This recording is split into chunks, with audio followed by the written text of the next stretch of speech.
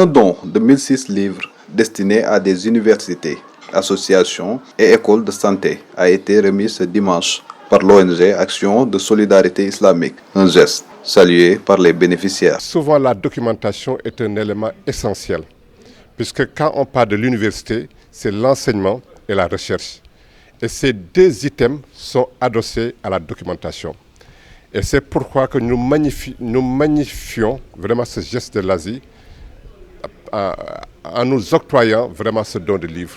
Recevoir ce don de livres de médecine permettra à nos bibliothèques de bien s'étoffer et de se développer. Et tous les étudiants, que ce soit ceux de Ziguinchor, de Saint-Louis, de l'association des internes dont je suis membre parce que je suis un ancien interne du docteur de Dakar, est une source de fierté pour voir que celui qui magnifie la connaissance, celui qui magnifie les sciences, celui qui permet à des jeunes de s'ouvrir, de pouvoir tolérer l'autre, de pouvoir vivre en symbiose, c'est ça l'avenir de l'humanité. Nous allons en faire un bon usage et nous allons accompagner nos étudiants à utiliser correctement ces livres et pour élever le niveau de connaissance et le niveau de compétence de nos étudiants. La sélection n'a pas été facile, selon Khalifa Gaye, qui souligne aussi que le coût global de ce don, estimé à plus de 15 millions, n'était pas évident à rassembler. Mais la valeur de ces livres, si vous les estimez, c'est à 15 millions et quelques. Donc, nous, on a eu à banquer pour peut-être 700 et quelques mille pour remettre aujourd'hui ces livres aux récipiendaires.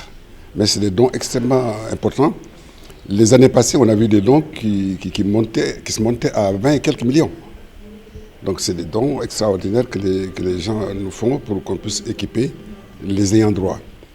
Si l'État pouvait nous appuyer et nous faciliter la tâche, même pas en nous remettant quelque chose, mais en nous facilitant l'enlèvement des documents, c'est-à-dire l'exonération. On court derrière le ministère des Finances, mais c'est toujours nous qui banquons pour ça. L'État aurait pu dire, ma contribution, c'est ces documents que vous mettez à la disposition, je vous enlève les exonérations. Parce que l'éducation est une dévolution régalienne. Tout ce qui participe aide l'État. Aide l'État, aide la République. Donc, que ce soit une école privée, que ce soit des partenaires, nous appuyons l'État en matière d'éducation.